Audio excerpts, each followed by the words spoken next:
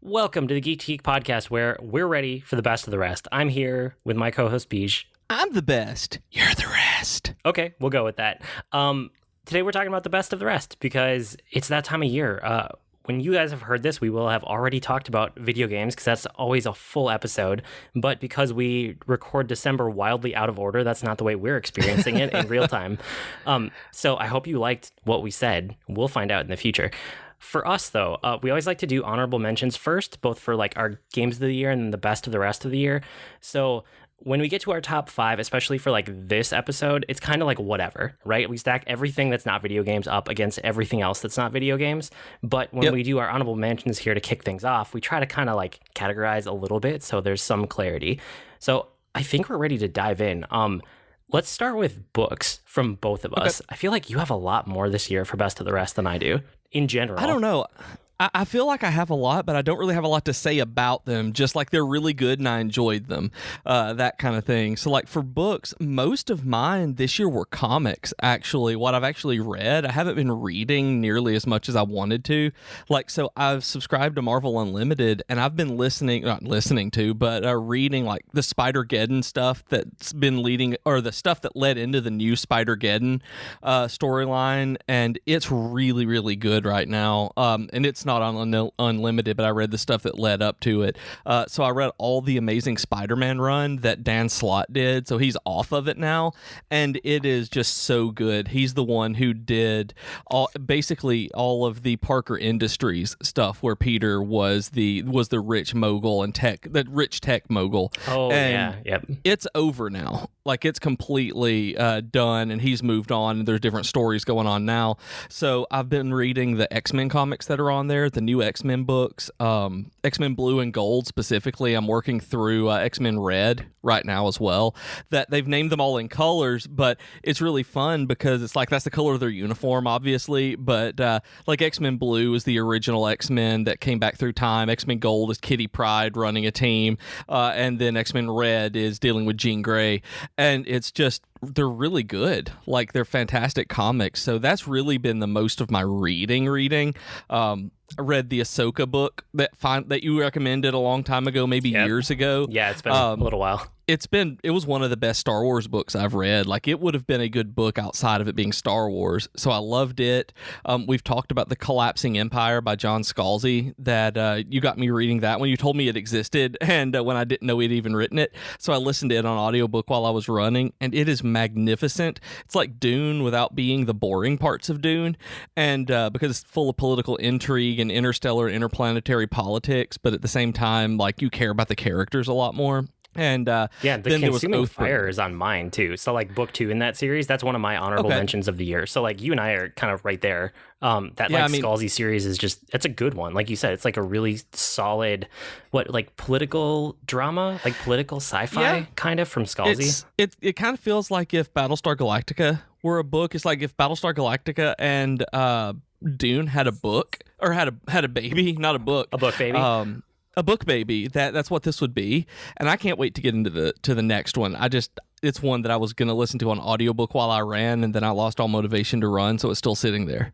But it's good, I'm assuming, if it's anywhere like the first one. Yeah, it's really good. I liked it. I might even like it more because the first one does a lot to like establish the premise. This is much more like in the weeds, trying to figure things out after the big twist happens, which I know we've talked about before, but like, after things actually start to happen, this is like the fallout and the next steps afterwards. I really liked it. I'm excited to read it.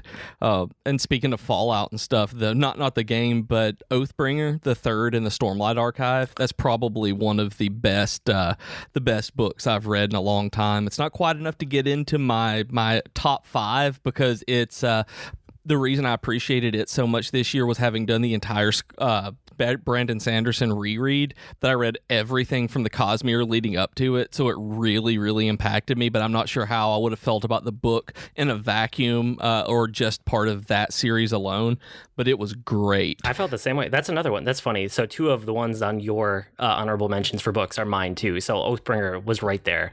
And like, I think I feel basically the same way you do. Like, it was really good, but it's not in isolation. Like, it's definitely part of a series. And so we've talked about, the Stormlight Archive as a series before, and it's truly epic fantasy. Like, you do not get into this series lightly. You need to be ready for, like, how many words are each of these books? Like 100,000 at least? At least. I mean, 100,000 is nothing. 100,000 is, in terms of words, is like 400 pages maybe. These are like 1,200 page words. I mean, 1,200 page books. I mean, these are massive, massive books. They're just ungodly large. Yeah, so mine. As much as we could recommend the Stormlight Archive as like a really good recommendation, it's something about like being the third book in a series, and the series isn't done, and it's not kicking off the series either. It's hard to like just recommend that one straight up. Yeah, and so it's really good. It may be the best in the series so far, but like we said, it's hard to recommend just as a top of the year because of where it sits in the series. And then I want to give an honorable mention to one that I just started. We actually have a Patreon where someone took the one of our reward options and wants us to do an episode on the lit RPG genre. So if you listened a few weeks back, you heard me talk about it during our Q&A episode. And so I'm reading one of them, and just my preliminary thoughts are that I really, really like the book Ascend Online. It's the one that I'm reading for our episode to prep, and at least one that I'm reading, because I will probably read the other in the series, so that's saying a lot. That's what I wanted to say about it. Like, it's also made me consider writing the gamerpunk book that is a better name than lit RPG as a genre, and because I'd like to write it. But this book is really good. It actually handles the idea of being inside a video game better than anything like Sword Art Online or anything like that does. Yeah, that one's really cool. I have not started my homework for that episode yet, but I have a book waiting there too, so I'm excited to dig in. Hopefully over the holidays, while you guys are listening to this, we'll be doing things like that with our time off. Yep. Yeah, tell me what you've got, because I know some of ours lined up, but I know a lot of that you read this year. You're like basically ahead of me in most of my series by a book or two. Yeah, so Oathbringer, obviously we just talked about that, and then The Consuming Fire, so that's the second one for the Collapsing Empire of that series. It's really good. Other books this year for me were Forever War, which it's interesting. That was so like good sci-fi war, but kind of through the lens of, not even through the lens of, but inspired by like Vietnam, which is fascinating because, I don't really like to read about like fictional war in a real setting. Nonfiction is a different thing, right? I'm getting more into history this year, which is interesting, but like putting it in sci-fi and putting it in space in a different time and place, even if it is kind of an allegory for something in the real world, that I can do, and I find fascinating. So Forever War really stuck with me, and then I found out that there's more books in that series that you and I talked about, like we didn't even know that. Yeah, had no idea. Like Forever War is one that gets recommended all the time as one of these modern sci-fi classics that's been out within the last like 40 years, and I've never heard that there was any sequels to it. Yeah, so I have those sequels on my to-read list. I'll get to them at some point. Other things for books this year, Smoke and Iron, which is the latest one in the Great Library of Alexandria series. I still really like that series. This is another one where it's like I could not put this on my top 5 because it's not the last book in a series and it's not kicking off the series. It's still really good. It's just that like it's mid-series, right? So I would recommend going back to, thank you, Ink and Bone is the first one in that series. So again, that's another one where it's like I love the series, but I would recommend going back to Ink and Bone to get started. And then the thing, the last piece of fiction for the year was the Adventure Zone graphic novel. Like, I've never been huge into graphic novels. I usually just pick up Marvel Unlimited whenever I need that kind of fix. But I loved the Adventure Zone so much, so I had to get the graphic novel, and I really liked it. It was really fun. I just don't like graphic novels and comics to like that level where I would put it in my top 5 for the year, but it was still really good. If you do like graphic novels and comics, like the Adventure Zone is great, especially if you've listened to the podcast. I don't know what you would get out of it if you haven't listened to the podcast. I would not recommend it in that case, but if you've listened to the Adventure Zone, go get that book because it's great. And then the weird thing for me was that like I have nonfiction on here for the first time in I feel like a long time. I don't really read nonfiction, and that's a statement that I could make before this year. That's not really true. Like, I kind of came around to it this year. I think I've been out of school for long enough that... Yeah, it really is. You're right. Like, I'm getting close to a decade out of school. Not quite there yet, but I'll be there soon. And it's like... Actually, maybe I am. I don't know. I'm not going to do the math. Somewhere around there anyway. And nonfiction is finally I'm far enough away from having to study things, right? Where I can just like, oh, this topic looks interesting. Let me get a nonfiction book about it. And that's something new for me. So I wanted to give like that a shout out from the year. The two that I liked a lot that like jumped out to me were Hamilton, the Revolution. So after we saw the stage show of Hamilton, I went and I read that book about the making of the stage show, but then also about the history in tandem. It was so good. It was a really, really good book. And that was one of the few books that I've read like physically in years, you know, like a physical copy of the book. Yep. And that was definitely the way to read it too. And I've seen that one in the bookstore where they have made it a I don't even want to say it's a collection. Like it is it's definitely a book that you don't want to have the ebook for, or you're going to miss part of the experience because it is very well designed and put together very deliberately. Yeah, it's great. I love that, especially right after seeing the stage show. Like that was a really good pairing. And then the other one wasn't that long ago. I talked about Breathing Machine, a memoir of computers, and I just liked it because I like that subject, and I know we've talked about it in the past, but that like thought of different generations and what each generation has experienced and how it influences them going forward. So Breathing Machine, a memoir of computers, it was a really short, it's like a novella, or it's a couple hours if you pick up the audiobook, but it's like 2 hours or 3 hours. It's not like a full length one that you would normally pick up. But it sparked a really good conversation between you and me and a bunch of other people like that are not being recorded when they talk to me. I liked it. Like that whole subject is just utterly fascinating to me, and I want to keep digging into it over time. Like what makes my particular generation different from the ones around me?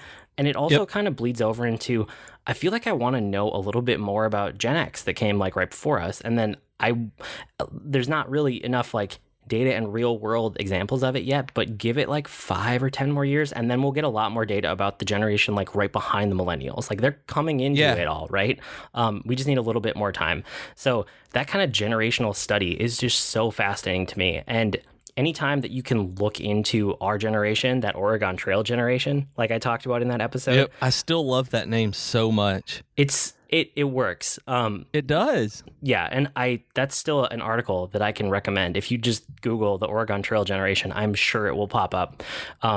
So Breathing Machine, a memoir of computers it was fantastic. I loved that. It really got me thinking, and I'm still thinking about it, even though it was a month ago, 2 months ago. It's been a little while. Yeah. And it actually surprises me because of that, because of how it's made you think a lot more than a lot of the stuff that you read or interact with, that it didn't make it into your top because it sparked so much discussion. It has really stuck with you and made you want to go look up more, that this one feels like it would have been a top 5, but I'm not sure what you've got on there that would have knocked something like this out. I actually debated. This was going to be my number 5 for a while, and then I moved it out, and then I moved it back in. So if I'm keeping the list down below, which I think I'm committed at this point, this would definitely be my number 6 if we were going all the way down to 6. Okay. So that's fair. I can see that. Just off the list.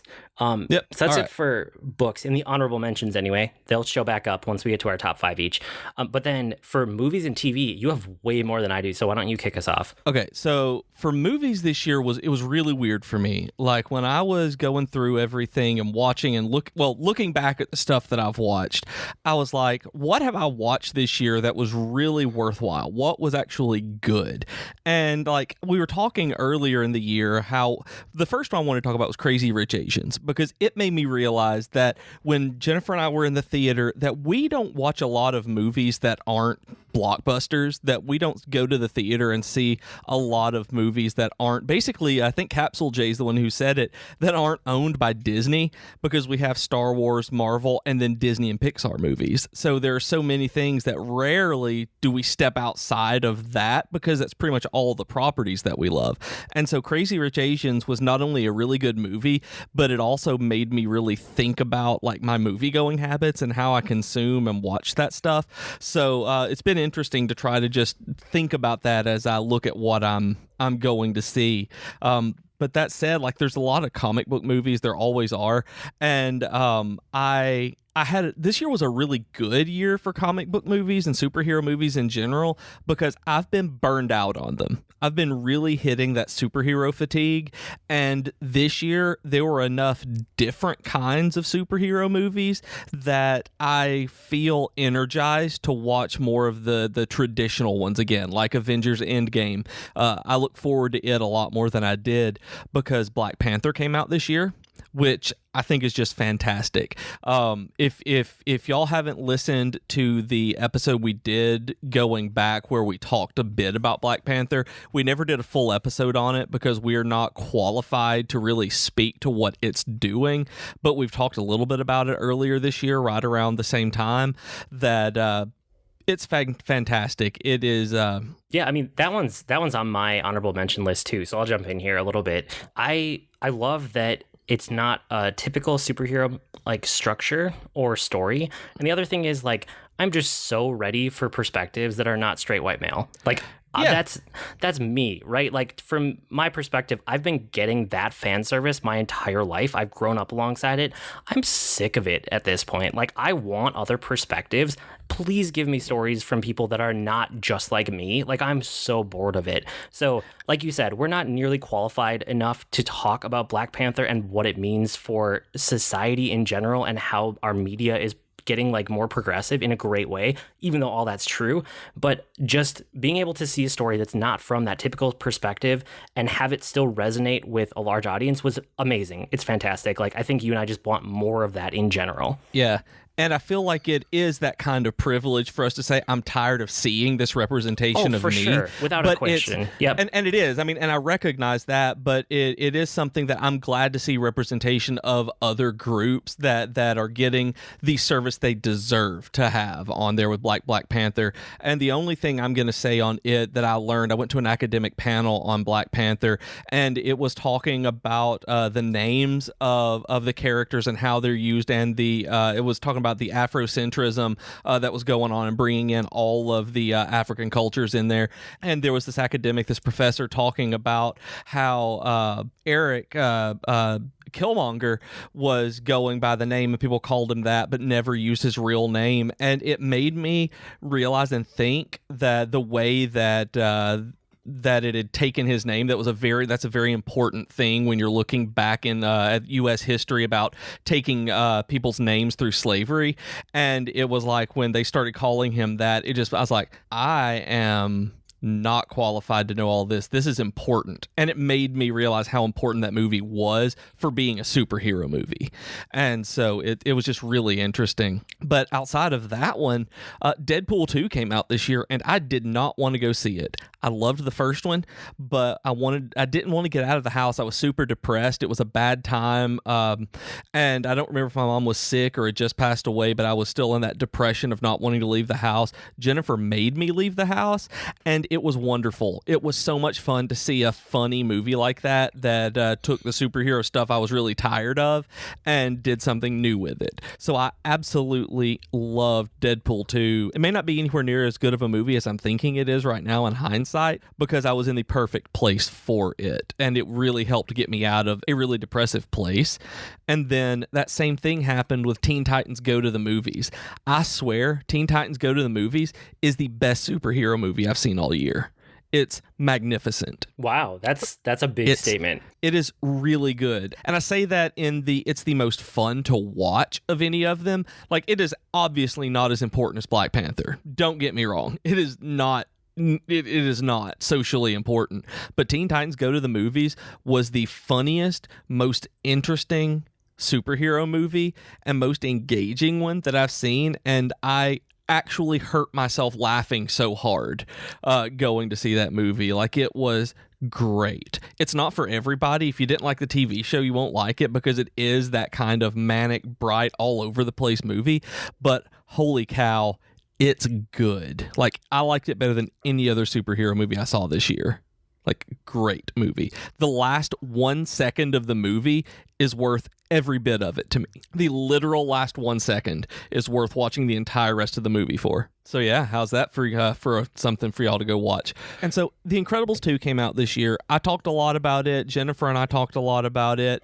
And I don't want to really rehash a whole lot other than Teen Titans Go to the Movies did a very similar kind of topic to it, dealing with the overuse of technology, and Teen Titans Go to the Movies did it better. So as wonderful as The Incredibles is, the Teen Titans movie did a better take on that same topic. And then I wanted to mention at the very end that Fantastic Beasts movie, I'm giving Fantastic Beasts series a shout out because I just now saw Fantastic Beasts and Where to Find Them and went to the movies to see Fantastic Beasts Crimes of Grindelwald in the theater last weekend. They were not nearly as bad as I thought they were going to be. Eddie Redmayne's dumb face wasn't nearly as dumb as I expected it to be. It was fine. It was good. So that's the first one. That's why it's an honorable mention, is because it's not garbage like I thought it was going to be. The second is I think I liked the second movie way better than everybody else. Despite Johnny Depp, I loved the second movie. I adored the second Fantastic Beasts movie. And Grindelwald, I will say to this day, like I need to watch it again, but I think that everything surrounding Grindelwald, including, despite being Johnny Depp, I think he's scarier as a villain than Voldemort. I know some people are going to want to fight me on that one. Some people are really going to want to fight me. And all I have to say about that movie is I need more Jude Law as Dumbledore. He was magnificent. I loved watching him as Dumbledore. I want him to have his own movie. Like Dumbledore, totally, abusive. We know all about Dumbledore and the terrible things he did to Harry Potter and manipulated him. But man, Jude Law does for Dumbledore what I feel like Ewan McGregor did for Obi-Wan Kenobi. Like, Jude Law is magnificent as Dumbledore. Like, he just grabs it to me. That's cool. That's really cool. I kind of put like all of my TV, movies, watching stuff, YouTube all together because I didn't have nearly as much as you. So I'll jump in here with like my movies. Like we talked about Black Panther already. Avengers Infinity War falls in here for me. It was, a super ambitious crossover, but it just, I don't know. It doesn't make my top 5. It still feels so much like half of a story to me. And as much as it was an amazing cultural experience, and I loved like seeing it right when it came out, right when it came out, and then talking about it and experiencing it afterwards and kind of being part of the conversation. I don't love the movie. Like, it's okay. It's really, it's fine. It's good. It's impressive for what it does, but it doesn't grab me. Like, it's not a movie I want to rewatch over and over. I watched it a second time, and the second time I was kind of like, oh, yeah, okay. It's still what I thought, but less interesting because I already know what's going to happen. I felt the exact opposite of it. I know, I thought funny. In the theater that it was kind of meh. It was good. It was fine. I watched it a second time, and I liked it so much better because I knew what was going on, that I was like, I could appreciate what they were doing without those expectations of something better. Yeah, and I reserve the right to change my mind once the second half of the story comes out, because that's going to frame up this movie in such a different way. Absolutely. But for now, I just can't put it on my end of the year list. Like, it doesn't make the cut for me. Another fun movie that was just like fun and dumb, and I would never hold it up as like, this is amazing, but like Jumanji, Welcome to the Jungle. So good, man. It's so much fun to watch. I had fun watching that movie, which is rare. The other thing that I wanted to, like, the one YouTube thing in here is no-clip documentaries. They just continue to be fantastic. Like, I watch every one that comes out. They're always good. Danny O'Dwyer does a fantastic job, and as he's building that out, that team and that capability, and like, they're funded by Patreon, but they just put out everything for free. It's so cool. So I love no-clip. I'll keep bringing them up anytime there's a really good one that I think more people should know about, but just know that like in the background, I'm watching everyone that comes out. And then the one TV show that's on this list for me, which I think it's on yours too, is The Dragon Prince, right? Oh, it's so good. This is my number 6. Like, of everything that we were going through and talking earlier, I've been going back and forth on whether this should be number 5 and decided against it, but this is my number 6. So you tell me, because you got me into this. Like, you can say everything I need to say about it. I just really like it. It's such a well thought out world. And I feel like this show, it was entertaining, it hooked me, it kept me interested all the way through, which is like, that is rare enough. But on top of it, I felt like there was such a good world that they built around it, and we barely scratched the surface. We saw a little bit of the human part, and then they interacted a little bit with the elves. But like, it's a whole fantasy world that you can tell they've put a ton of thought into, and they can build on for years across probably multiple media properties if I know how these things go. And for now, I'm not cynical about that fact. I'm just excited that they could do so much more here. My only regret is that there was only one season. Like, I want to know what happens next. I'm ready for the next one. So I'm glad that it got renewed. I'm glad that we're going to get it. I just wish there was more, which is a great feeling to end a show with, instead of being like, okay, I got through it. It was like, okay, what's next? That was what I came out of it with. So that was a huge highlight for me. This would probably be right up there. Like, if we're kind of guessing at where it would place, maybe number 7 of the year. Like it's way up there. The other thing for me on this one is that this was a show my daughter and I watched together, and it wasn't a kiddie show that I suffered through, and it wasn't an adult show that she didn't understand.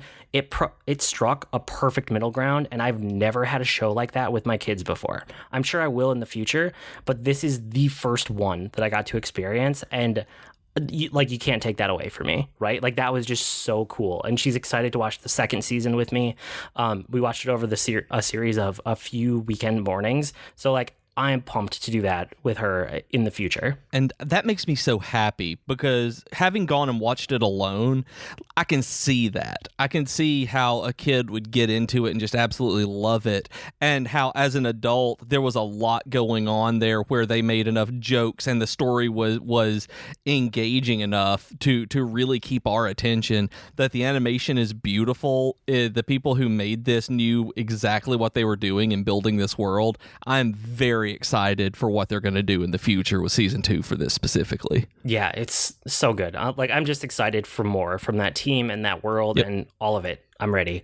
But that's kind of it for me for like shows, movies, TV. I didn't do a whole lot of that this year, and the ones that I did, a lot of it was like, okay, I'm glad I saw that once. Like, it didn't stick with me, which happens a lot. You just know how I am with those mediums, or that medium in general. Yeah. And what for else? me, You had other stuff for TV, right? Yeah, there's always more TV for me because I love good TV. And so around Halloween this year, Jennifer and I found The Curious Creations of Christine McConnell, and it was a Muppets TV show. Like, I say Muppets because that's how I just refer to the Jim Henson Company. Like, it was live action puppets, kind of like Farscape puppets, except it is a crafts and cooking show. Like, she is a magnificent artist, and it's super creepy and weird, and I don't generally like adult animation these days, and I don't really like I don't like kid shows that are aimed at adults just to be vulgar, and this one walked that line of being puppets, being cute, and then just making all sorts of just weird jokes. It was really, really fun, and the stuff that the lady made was just gorgeous. Like, I don't understand how a human can be that crafty and good at it. So I really loved that one. Like we said, The Dragon Prince was the next on my list, and it's great. Then there was Altered Carbon that came out earlier this year, where it stuck with me for a long time after it came out, and it kind of faded off. And then every single time I see the thumbnail on Netflix, I want to watch it again. I'm like, oh, I can watch Altered Carbon again, because that's the way I feel about the book. I'm in a perpetual state of wanting to listen to the Altered Carbon audiobook at any given time. And I feel that way about the TV show as well. So I really look forward to the second series that they're doing, which, we talked a lot about this on the cast earlier this year, so y'all can go back and listen to it. But the nature of the show means that the protagonist is going to change every season, and or multiple times during a season potentially. So it's going to be interesting to see, because I love the guy they had to play Takashi in this one. That it'll be great to see what they do in the next season if they get someone even better. But I loved Altered Carbon, so good. If you like cyberpunk, you definitely need to watch it. Yeah, for sure. I like that one too. I liked it enough that I will definitely check out the next season. I don't think I'm as pumped as you, which is why it's not on my list, but I can see why you liked it as much as you did. And the reason I liked it mainly as the series is because I'm so into the books. I love Richard K. Morgan's books. They are excellent. So I've been looking forward to an adaptation to see some of this stuff for a long time. And then, they just redid the She-Ra TV show. The new She-Ra is great. It is beautiful, it is funny, and it is just a fantastic TV show. It is one of the best Netflix originals that they have. It is very good, and even if you're not a fan of the original She-Ra, go watch this one. My 8-year-old nephew loved this one, and he was a little bit, he's 8, he's at that age where, you're watching She-Ra, and it's like, well, I'm watching it because my mom wants to watch it. And so I knew that he really liked it, and so I started talking it up, like, and telling him exactly how I felt about it, like how I love these characters, how I all the stuff that I love, and how great I think that Swiftwind and some of the other stuff are. And after that, he started coming back up to me, asking me about the original She-Ra show that we had been watching, that he started again after this one, like knowing that that his uncle and that a grown man liked this, that it was okay for him to. So I think that this one really, it is toward all kids and all people. Like, I've seen a lot of people say that She-Ra is just for girls, but this one does not target girls alone like the one in the 80s does. Because I learned that it specifically was targeting girls from the documentary series on Netflix, The Toys That Made Us. Oh yeah, that's a good one. I can't remember. Did you watch this one? I watched some of it. I didn't watch all of it, but I watched a few episodes, and I liked what I saw. The He-Man episode, I think, is my favorite one of them. The He-Man episode, where they talk about She-Ra in that one, made me realize that toy creators in the 80s are dirty old men. That they drop so much language in that it is kind of crazy and hilarious. But just in general, the show is great. There's a Sanrio one about Hello Kitty. There's a Barbie one, and all of these, like, they just go into what got these toys onto the shelves, where G.I. Joe and Transformers and Star Wars and all this stuff, like, so good. And then finally, Adam Ruins Everything. I found this when the collection went on Netflix a little while ago, watched all of it that I could, and then went and bought the next season on Amazon Instant so that I could watch it, because I fell in love with it. I'd only ever seen internet clips of 3 or 4 minutes apiece, and having a whole half-hour show on single topics made me so happy, because yes, I understand. I've said this before, and I've talked with people on the internet about it, that yes, his research and the arguments that he presents are simplistic and fundamental and basic without a whole lot of nuance, but you take those and then can move forward. You can look into these topics and learn more about them, which is, like you said with the Oregon Trail generation, that it made you think and want to talk about it. That's the way this show does. Every single episode makes me think and then look something else up about that topic by the end of the show. Like, I'm on my phone during the show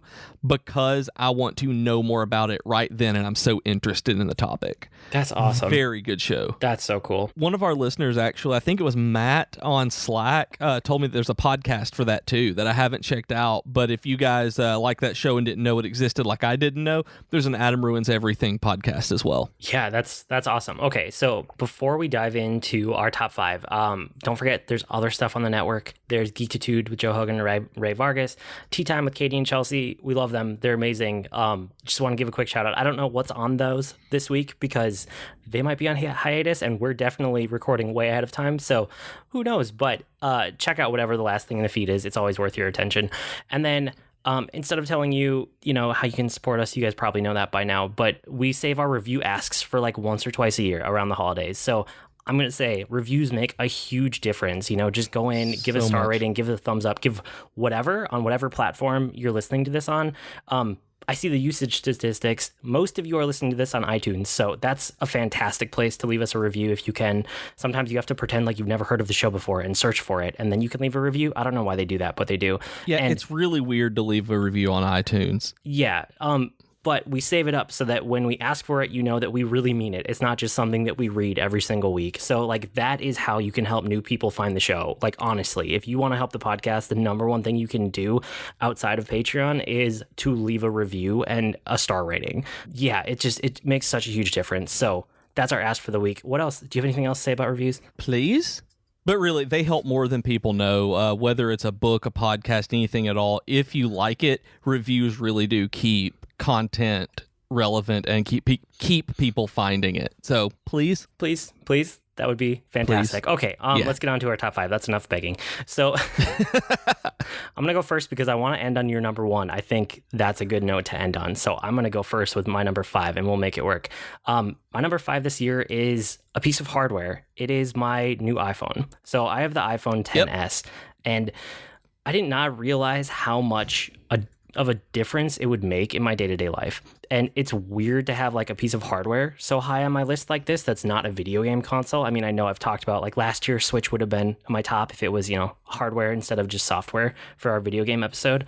But the fact that like I interact with the world through my phone so much, and it's such a critical piece of my day-to-day like workflow and life, just seeing how much a faster, more responsive phone has improved my life is ridiculous. It should not have that much sway in how I feel day to day, but it did. Like it made a huge impact. So I'm so happy with it. I'm so ridiculously happy with this overpriced thing, but it's because so much of the world is experienced through it these days. I prefer it to like desktop computing a lot of the time because like I get work done on a desktop or on a laptop. But when I want to interact with the world, when I want to see what's going on, when I want to catch up with news or social media or like anything, I want to do that on my phone. And I have a bigger screen and it's more responsive. And it's like, it's just these little things, right? It's not even a new piece of functionality. It's just that it's like, it's been iterating better for years. And I waited such a long time to get a new phone that this made a huge impact on me. Yeah, it's so good. I got one too. We did a new phones episode a few months back and it's so good. Like I've turned on my Note that I still have. I'm trying to sell it and used it side by side with the iPhone. And there is no comparison on how much faster the iPhone XS is compared to the Note 8. And the Note 8 is still fast and great. So I'm right there with you. This is hands down one of the best decisions I made this year to buy. Yeah, it was so good. I'm so happy with it. What do you got for number 5? Okay, my number 5 actually this year was really hard to narrow down, but I finally decided that instead of the Dragon Prince, I went with the Netflix MCU seasons that were released this year, except for Luke Cage. That's a funny exception. Yeah, because we started watching Luke Cage season 2 and couldn't get through it. We just didn't care. It just wasn't very good. But Iron Fist season 2 is one of the best. I think it is my favorite, the best Netflix MCU season of any of them. Like, I love it. And then Daredevil season 3 was magnificent. It, the show got canceled now, but you can watch Daredevil season 1, 2, and 3, and it ends as a complete arc with those characters. That if they knew that cancellation was coming, they did a very good job of wrapping the relationships and all the threads up. So it's great. And then Jessica Jones season 2 I watched this year, and it was wonderful. It was just great. I like character driven stuff though.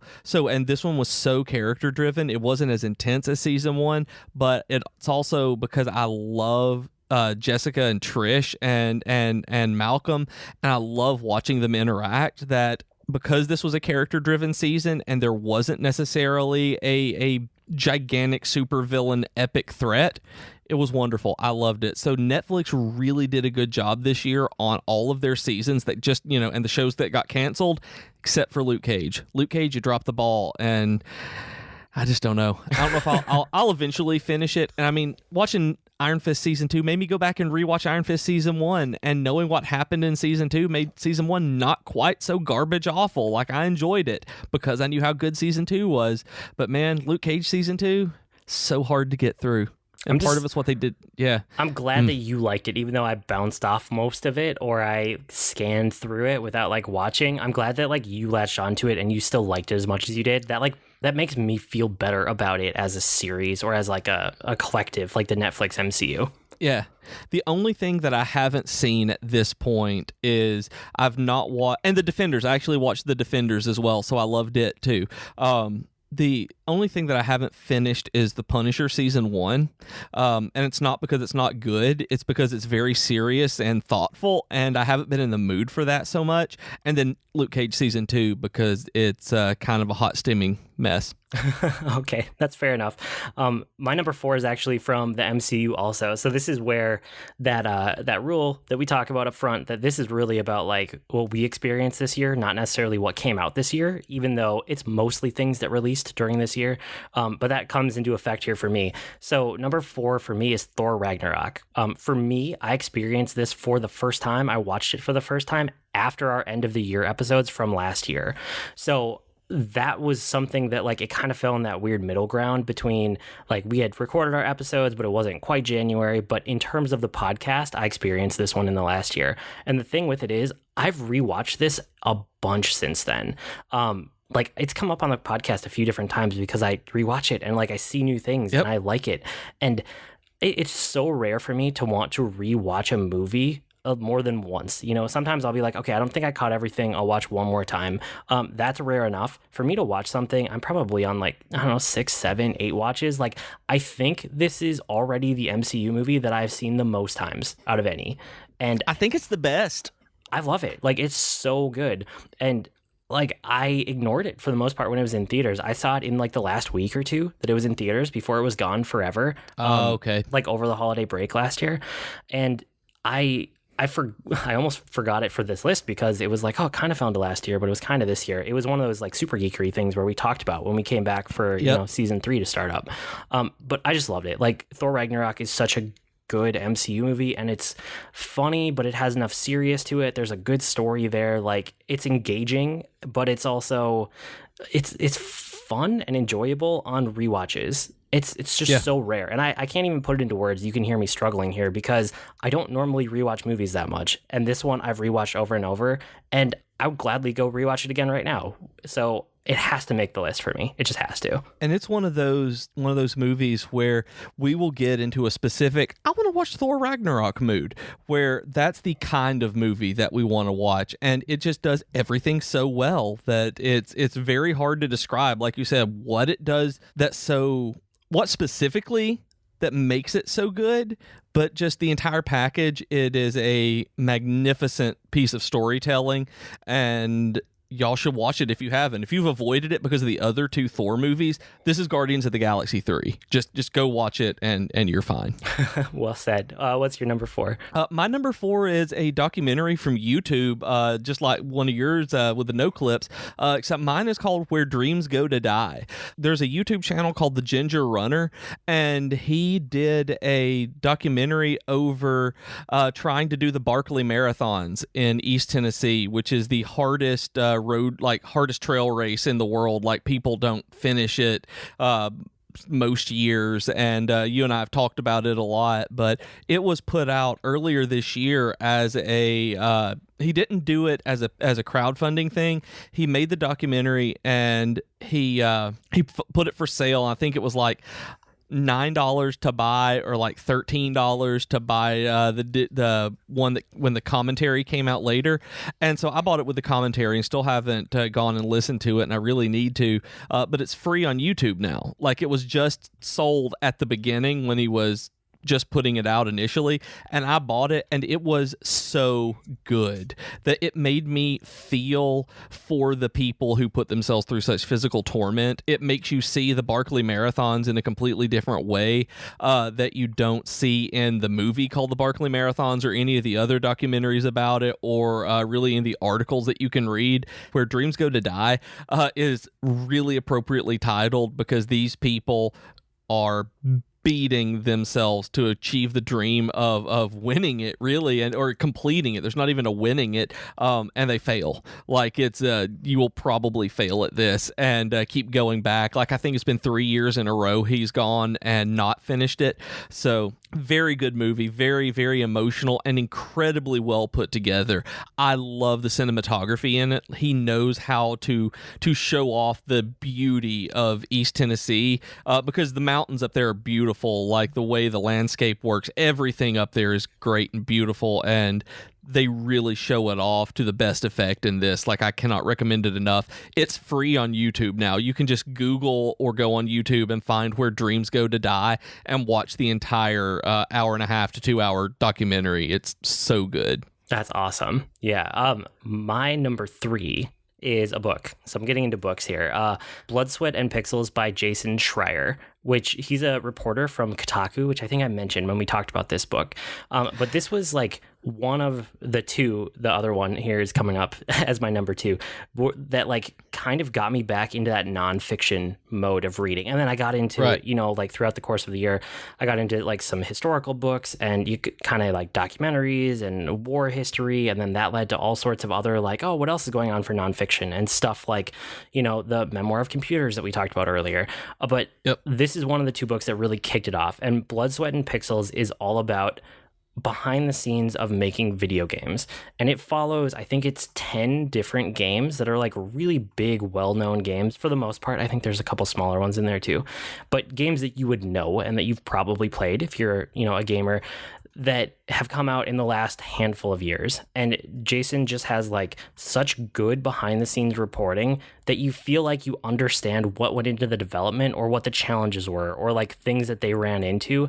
And it's not that I didn't appreciate it before, because I've done software development. I know how much goes into that, but this is just kind of like video games are like a whole nother level on top of general software development. And this was the best behind the scenes look that I've ever gotten at that process.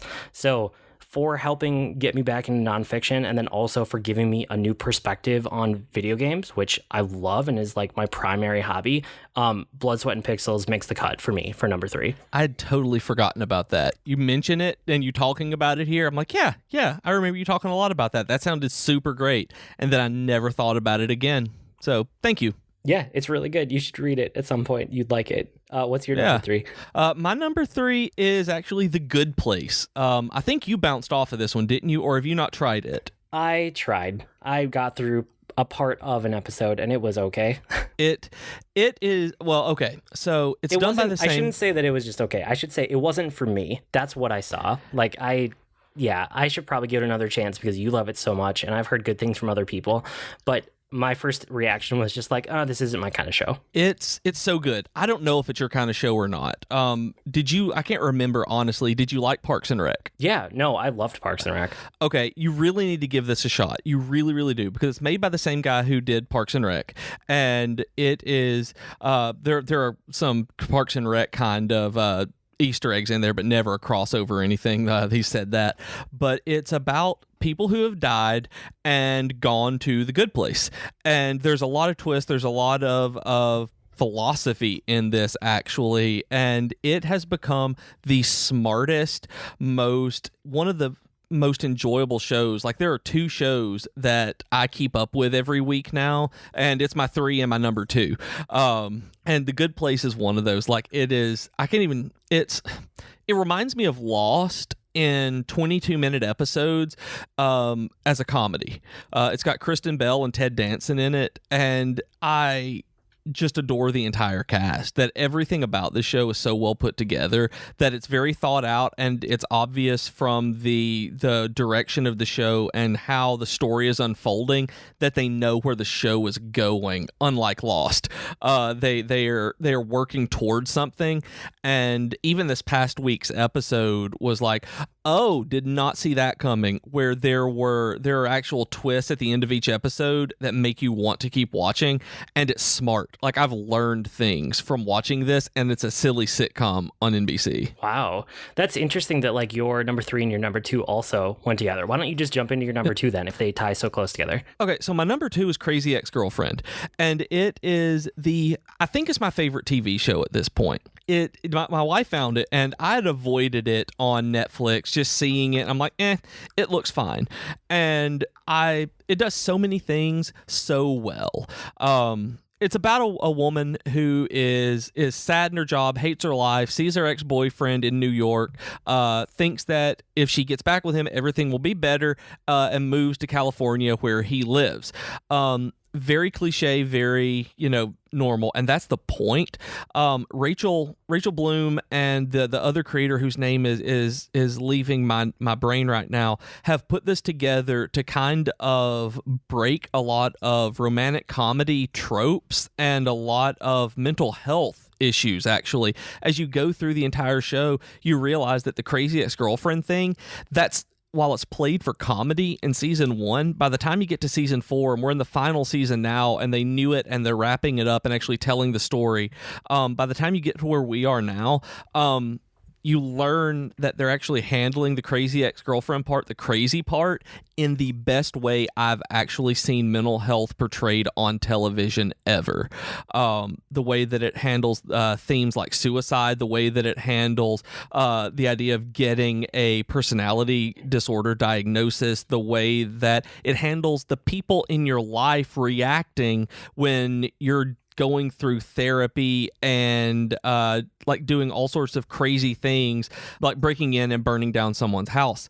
It's just like crazy things that's like, but it handles the relationship so well. And it's a musical, which just has me keeping going everywhere. And the show sounds like it's everywhere, like that it's just firing on all cylinders in opposite directions. And that's what makes it work. That the original music every week are always satire or parody of an existing genre or type of song, like the Jailhouse Tango, or like one of them this season was going through the entire Beach Boys career in one song to be able to deal with this one issue. And it's not all the songs are winners, but the ones that are, my wife and I laugh so hard and then start listening to on Spotify. That these are really, really good songs, and they're really, really just the show itself. I care about these characters more than probably any other TV show that I can remember. And it may be because, I go to a counselor, I deal with bipolar as well, bipolar 2, and bipolar 2 as well, but it just handles it so well. It handles everything so well, and it's funny. It never loses the ability to make you laugh. This show has made me cry, but at the same time, those same episodes, it points out this kind of absurdity that I can't, but like hanging a lantern on it is what the Writing Excuses podcast calls it. It calls attention to how ridiculous it is that this show could make you cry and then moves forward with the comedy. It's just so well put together that if anything that I've said sounds like it would appeal to you, you're doing yourself a disservice not to watch it. Yeah, that one in particular sounded like it was kind of the right place, right time that it caught you, and then you like latched onto it. So I'm glad. I'm not surprised to see it that high on your list, but I'm glad you found that this year and it resonated so much for you, and it worked out the way that it did, basically. Yeah. I mean, my wife is the one who found it, actually. She started it while I was in Spain, and she ended up being like, I want you to watch this with me. And I was like, okay. Same thing happened to The Good Place. She's the reason I find good TV. So, cool. So thanks, Jennifer. Thanks, My Jennifer. number 1 to Jennifer. There you go. My number 2 this year. So it's the other half of what I was talking about, like getting me back into nonfiction. Blood, Sweat, and Pixels. My number 3 was piece of it. The other piece was The Big Picture, The Fight for the Future of Movies. It's a book by Ben Fritz, and it's one of the most interesting books that I've read in years.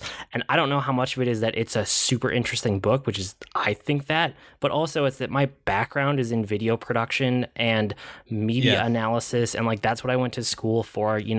I work in marketing. Like I think about media not all day, every day, but close to it, right? Like as close as you can get with a profession.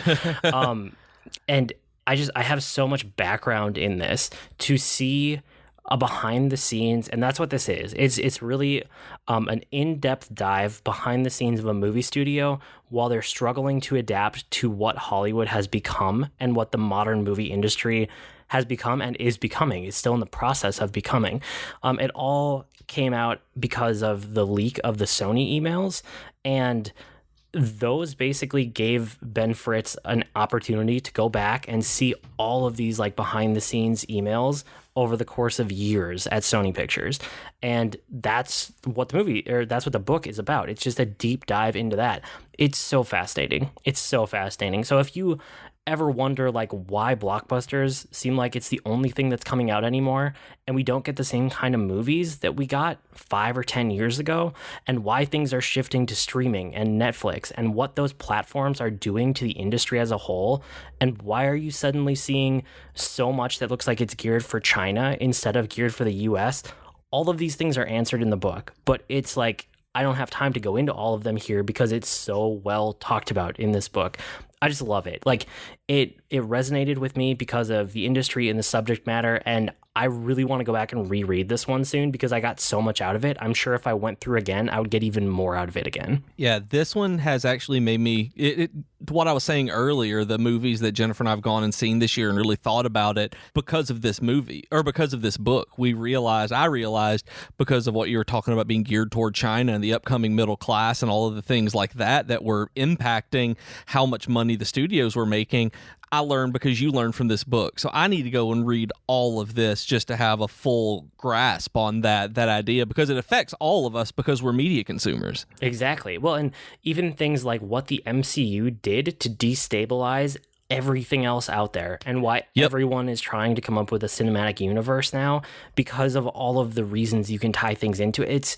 It's just such an interesting subject that I'm passionate about. So again, because the title is long and confusing, I'll repeat it here at the end. The Big Picture, the Fight for the Future of Movies. And it's by Ben Fritz. So you can always Google Ben Fritz, and I'm sure it'll probably pop up. I wanted your number one to be last, so I'm going to go ahead with my number one. Okay. My number one this year is something I can't do justice to, so it's kind of ending on a note. I just can't with my words. It was Hamilton. It was the live stage show of Hamilton. It was amazing. It was incredible, but it's one of those things that unless you are there in the theater experiencing it, there's no way I can do it justice just with words on a podcast. As much as you and I loved the musical part of it, like, the actual music and the soundtrack the other year, seeing it in person had just a huge impact on me. Like, I need to see it again multiple times in my life. Like, I'm going to catch it again at some point, or 2 or 5. I know I will, because it's just so good. I still think that Hamilton, the show, the musical, the whole stage production is honestly a masterpiece. Like, yes, I'm going to watch Lin-Manuel Miranda's career forever now because of this.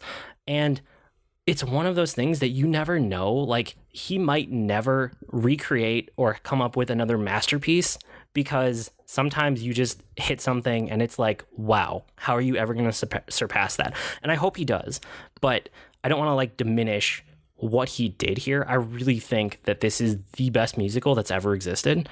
And it's truly like a master craft. It's a work of years, and it shows that. So seeing it, experiencing it, being there in the theater to experience it live it was my number one thing for the year, for sure, without a doubt. I'm going to see it next year. Jennifer and I are going to buy tickets when it comes to, I think Memphis is where we're going to see it. If not that, we're going to go see it in Chicago next year. We've already made plans, and I cannot wait, because I've seen a recording of it, and I know you waited entirely and didn't go that route to watch it. So I've seen the choreography, I've seen how it works, and I've seen other recordings that they've done as performances, but there is nothing that will prepare me for seeing it in person. The same thing happened with Wicked. Like, I love musicals, I love theater, my background's in theater, and so I see them, I listen to the soundtracks, I learn them, and then you see it in person, it's like so much better and so much different than you think it could possibly be. And Hamilton is obviously going to be that way, but I'm right on point with you that I think this is the best musical that's ever been written. That I think that I'm still, every day Jennifer and I are singing Hamilton. Every day we're making some sort of Hamilton reference, because it's permeated that much of just our consciousness, just of that much of, it's hit on so many both good songs and just the things that are in the production. And it's made it where I have a hard time going back and listening to some musicals that are not up to the best standards. That it's okay, when you're used to stuff that's pretty good, you can go back and listen to average stuff or below average, be like, it did what it did. When you listen to something that is truly a masterpiece for so long, and as much as I have Hamilton like you have, it's really hard to go back and listen to things that just don't live up to the quality that it could. Like, it's like specifically like the Mean Girls musical, I'm sure it's fine, but listening at the Macy's Thanksgiving Day Parade, the music was terrible. It's like, who wrote this? It's like, why? No, I love Mean Girls. I think the show's going to be great, but it's like in comparison, it's like, nah. Yeah, it's so good. And like I said, I'm going to stop trying to do it justice with just my words, because I can't, except to say that it's a masterpiece of theater. And if you ever get a chance, you should see it. Yeah, that's my recommendation. For real. What's your number one? Tell us about it. So my number one this year is travel. This year I did a whole lot of traveling and doing things that I haven't ever done before. So I kind of lumped it all. Like what did I geek out the most about this year? And it was going to Barcelona and spending a week in Spain for my company, with our company retreat. And then I traveled in April and did the Run Disney Star Wars half marathon weekend, where I did the 5K, the 10K, and the half marathon over the weekend. And both of these were just absolutely magnificent experiences. That going to Spain, going to Barcelona was both eye-opening and just, I don't even know, I don't have words for it because it was my first time out of the country. And traveling alone internationally for the very first time, it was crazy. I had to learn what to do. I had to see all of it. And so it's going to make when Jennifer and I go out of the country for our 10-year anniversary this coming year much easier. But it made me realize how undeniably American I am, that it made me realize just how much more there is out there. And it's like, and I talk to people all over the world every day that my team is remote, my coworkers live elsewhere, and like my one coworker lives in England, one coworker goes between Kosovo and Belgium, and it's different when it's not talking to somebody. It's just seeing this and being immersed in a place that doesn't have your language on the signs, that doesn't speak your language, that it really made me realize how I want to travel so much more and be a part of it. And Barcelona was great to travel to begin with because honestly, because they hate tourists, because tourism is ruining a lot of Barcelona as a place to live, that they have exploded with millions of tourists, and it's driving residential properties up in terms of prices, and it's just crowding everything, making traffic worse, just everything. And so there's honestly there's not a movement so much, but there is a definite sentiment of wanting people to stop just coming to their city and just being there. Because they can't live there, and like specifically with Airbnb. It was great though. Like I was there for work, and so when I told people I was there for work, or I said something in Catalan, which is the primary language in Barcelona. It's not Spanish because they're in Catalonia, and I didn't know that before I got there and was sitting in the airport reading an article.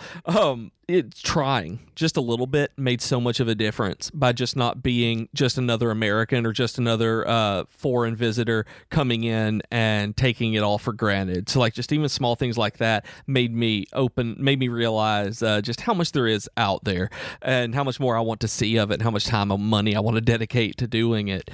And then with the Run Disney Star Wars half marathon thing, it was like I'd been wanting to do a Run Disney race for so long, and so I finally I signed up last year. I didn't know that it was non-refundable, and so it meant that I had to do it. And I trained for it. I did it. I did the 5K, the 10K, and the half marathon in sequence, and on a Friday, a Saturday, and a Sunday. Slept very little. Did the parks during the day. Had to get up at 2 a.m. for every race to be there on time, and it was absolutely delightful. That I loved it, and I look back and everything that happened this year, I realized that, and this is gonna sound like a real downer, but it's not. This is how much esteem I put this in. The last time this year that I can remember like being happy and just like filled with joy was when I was doing that half marathon and being there and just being a part of that, because it combined basically the two things I love the most, like Star Wars and running, and it was just everywhere. It was just the whole experience of being around 17,000 other runners doing this, and seeing how happy they were, just seeing all the Star Wars stuff, having Boba Fett step away from me when I tried to give him a hug and he goes no, and like have a picture of that, just everything all together made that worth every penny, and every penny I spent and every drop of sweat that I dripped was worth it, because it was the exact experience that I wanted. And so I'm hoping that when Star Wars Land opens up again, like what is it, Edge of the Galaxy's Edge or something like that. Yeah, something like that. It's soon too. Yeah, soon. It's this year. It comes. And I'll be going probably next year because Jennifer told me that we can't go to Disney again this year. Because I've tried. Believe me, I've tried for the race and for the Star Wars Land opening. But next year, I'm sure we'll go with my friend Austin, and he wants to go with us, and wants to go with me. I know, and I want to go with him, and it's gonna be great. But it was just everything that it could be. Like, it was exactly what you think it's going to be, and that is magnificent. Like, it was, like I said, it was the last time I remember feeling true joy this year. So can't really get better than that. I'm so glad you got to do that. That's so good. That's why I wanted to end on that, because I knew that it was like such a good thing for you this year that you needed. You've had a tough year, but like that was a good thing. I'm glad that you did it, and I'm glad that it was such like a good experience for you. Mm-hmm. Yeah, it was really the most positive experience I've had in a very long time. That's so good, so good. That wraps it up for the year, which is strange to say. We're about to move on to our 4th year here. This is the last episode of season 3. It's strange, but a good thing that we've been doing this consistently for so long. I'm very proud of us. I am too, and we have never missed a week. That one way or another, I want to shout out to us. I want to, cheers to us, that no matter what, you have messaged me when something has come up and asked if I could cover it, and I've done the same for you, and that we have never had to go on a hiatus, and that is hard to do and takes planning. So I'm gonna pat you on the back. So Thank you. Tap. No, I'm super glad that we have kept this streak going, and at this point, I'm afraid we're gonna drop it at some point. We haven't yet, but yeah, every week, even if it's like a half-baked quick production, there's something in the feed, and I'm extremely proud of that. So, yes. That's probably enough navel gazing, except to say like. Yeah. It was a good season. We're going to do another one here shortly. So we'll be back from your perspective next week. There will be no gap. But for us, it will have been about 3 weeks between recordings. So we'll come back with our episode 1 of season 4, where we always kind of kick off the season with like a super geekery. Like, what have we been up to? How'd the holidays go? All that kind of thing. Sometimes we have a couple topics that is just like we dove deep into something because we had the free time. And other times it's like a scattershot. Like, I did a million little things. Let's just talk about it. So I have no idea what those episodes will be because those are so far in the future from when we're recording right now. Yeah, that's about it. And we were saying, enough navel gazing, but I would like to say there's no way that we would have been able to make it into the 4th year here without you guys listening to this. So for some reason, you want to listen to us sit around and talk about stuff, and I truly appreciate that and love you for it. So thank you for letting us do this. Yeah, and if you want to just re-listen to the whole backlog now, you've got like getting close to 200 hours of us to listen to, which is... Yep, there are now 150 episodes in the feed. I know we were approaching it a while back. I haven't looked specifically for when it is, but I know this one is just past 150, I believe. Yeah, so I guess I should say somewhere in the like 150 hours. Still, that's a lot of hours. As always, you can write to us with comments, suggestions, or feedback. Our email address is geek2geekcast@gmail.com, or reach us on Twitter @geek2geekcast. We also have longer discussion threads on the subreddit at reddit.com/r/geek2geekcast. And we also have great discussions on our Slack and Discord servers, so go to discord.geek2geekcast.com or slack.geek2geekcast.com to get an invite and hang out with us. And we said earlier that we're part of a podcast network, so head over to geek2geekcast.com and click on all of the links to all of our shows. I blog at agreenmushroom.com, and you can find me at grnmushroom. That's green mushroom without the E's on Twitter. And I'm on Twitter as @Professor Beej. That's Beej with 2 E's, and I blog at geekfitness.net. We've been Void and Beej with your Geek to Geek podcast. That'll do it for this week. See you next week, geeks. Happy New Year!